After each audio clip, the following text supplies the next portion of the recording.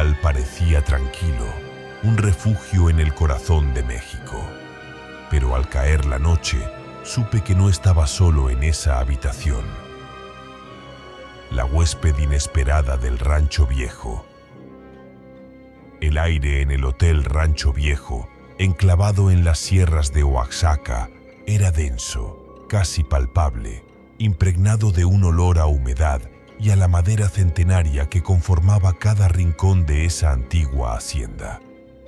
Había escogido este lugar buscando una escapada tranquila, lejos del bullicio incesante de la Ciudad de México, un refugio donde el tiempo parecía haberse detenido. Mi habitación, situada en el segundo piso y con una ventana que daba a un patio interior cubierto de bugambilias de un intenso color púrpura, prometía ser el santuario perfecto.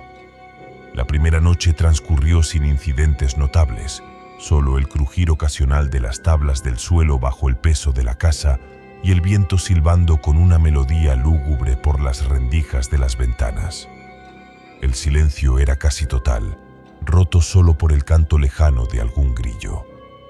Fue la segunda noche cuando el velo de la normalidad comenzó a desvanecerse.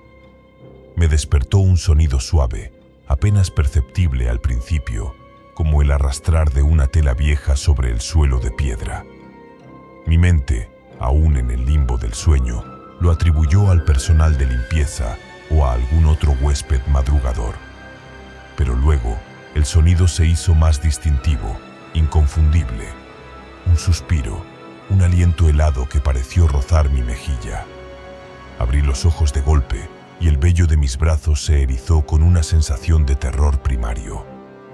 Al pie de mi cama, en la penumbra apenas disipada por la luz lunar que se filtraba por la ventana, pude distinguir una figura borrosa. Era una mujer, o lo que parecía serlo, vestida con lo que se antojaba un camisón antiguo de un color indefinido entre el blanco y el gris. No pude distinguir sus facciones, eran como un borrón oscuro, pero sentía una mirada fría, intensa, clavada directamente en mí. Mi corazón comenzó a latir desbocado, un tambor frenético en mi pecho, resonando en mis oídos. Quise gritar, moverme, encender la luz, pero mi cuerpo estaba completamente paralizado por el miedo, como si una fuerza invisible me anclara a la cama. La figura se movió lentamente, con una gracia inquietante, como si flotara en lugar de caminar, dirigiéndose hacia el viejo armario de madera tallada que dominaba una de las paredes.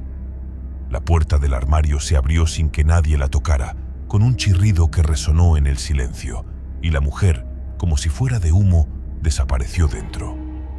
Me quedé ahí, inmóvil, los ojos fijos en el armario, conteniendo la respiración, hasta que los primeros y tímidos rayos del sol se colaron por la ventana, tiñendo la habitación de un naranja pálido. El miedo comenzó a ceder, reemplazado por una urgencia abrumadora de salir de allí. Tan pronto como pude moverme, con las piernas temblorosas, encendí todas las luces de la habitación. Revisé el armario. Estaba vacío, lleno solo de un penetrante olor a naftalina. Esa mañana, al desayunar en el pequeño comedor rústico, le pregunté discretamente al dueño del hotel sobre la historia del lugar. Su expresión se ensombreció levemente al mencionar mi habitación. Me contó, con una voz baja y solemne, que una joven, la hija de los antiguos propietarios de la hacienda, se había quitado la vida en esa misma habitación décadas atrás, ahogada por una pena de amor. Nunca más pude dormir en ese hotel.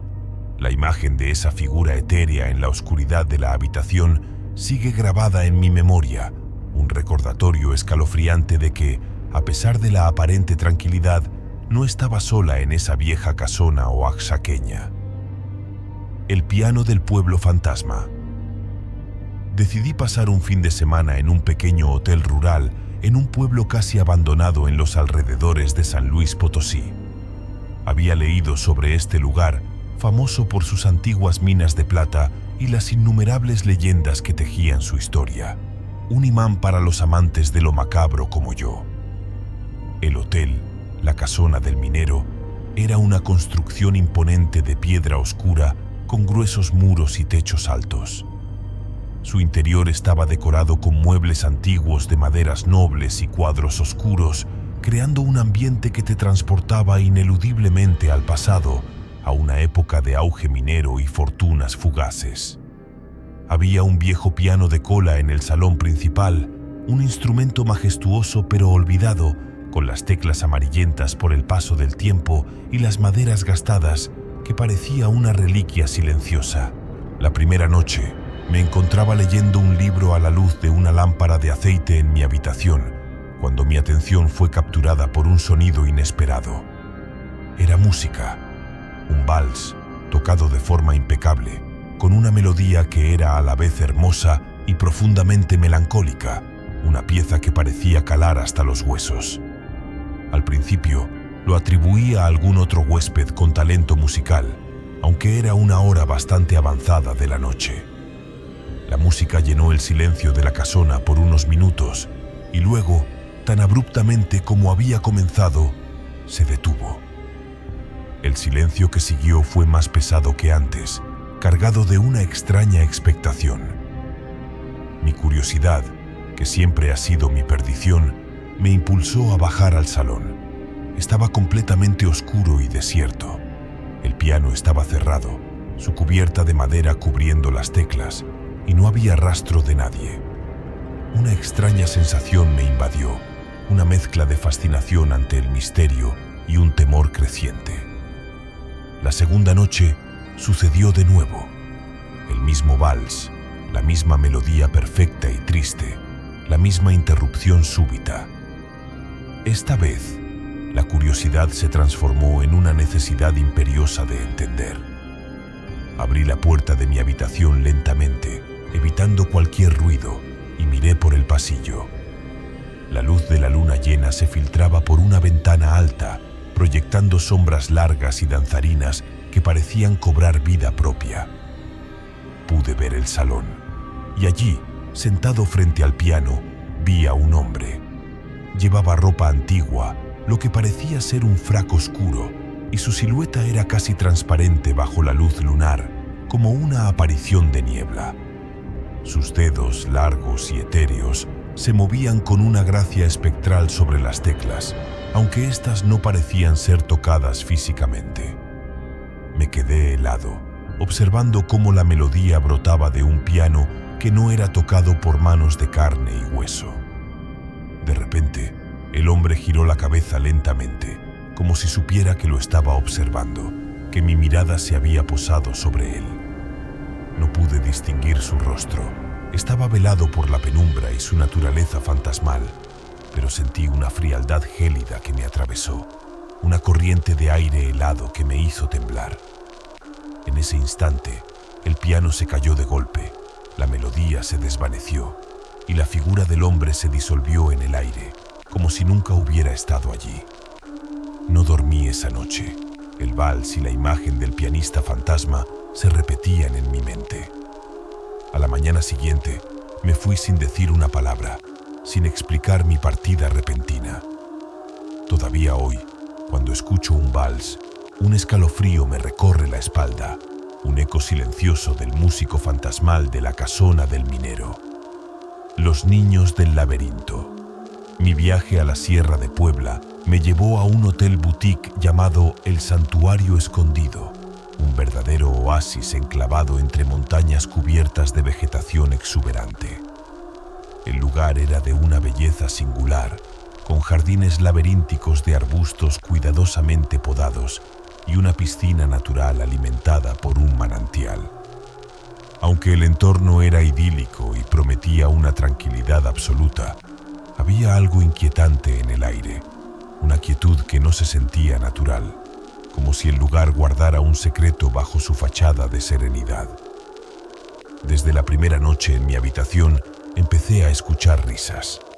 Eran risas de niños, claras y juguetonas, como si estuvieran jugando a las escondidas en algún lugar cercano. Al principio no le di mayor importancia, pensando que eran otros huéspedes con sus hijos disfrutando de las instalaciones.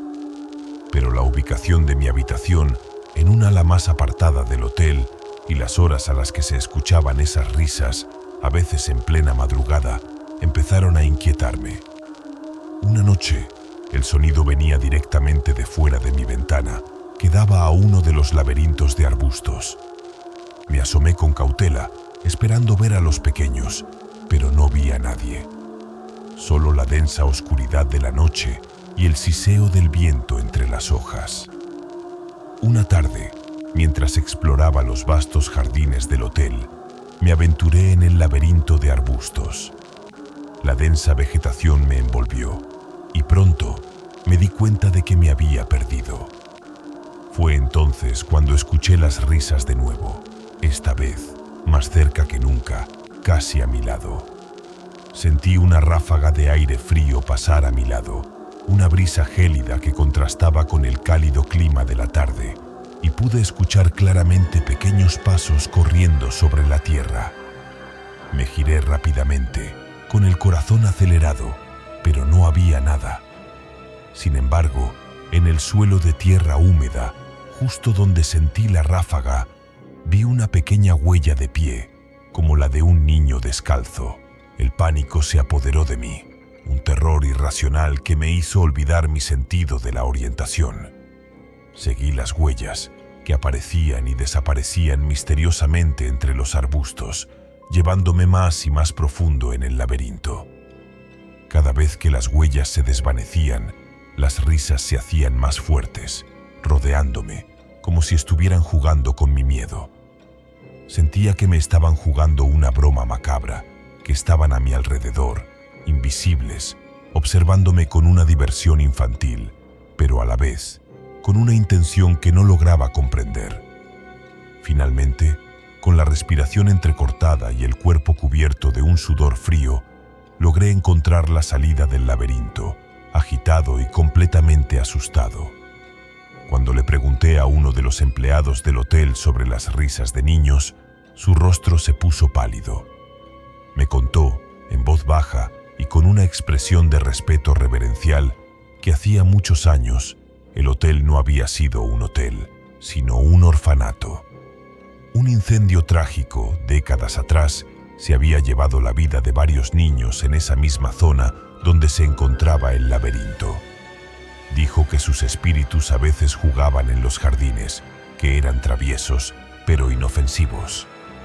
Esa misma noche, no pude soportar la idea de dormir en ese lugar. Me fui del santuario escondido, dejando atrás las risas de esos niños, que nunca vi, pero que aún resuenan en mi memoria, una melodía espeluznante de un pasado trágico que el hotel no había logrado enterrar. Desde entonces, el silencio de la noche me persigue, un recordatorio constante de que lo paranormal no es un cuento, sino una sombra que aguarda.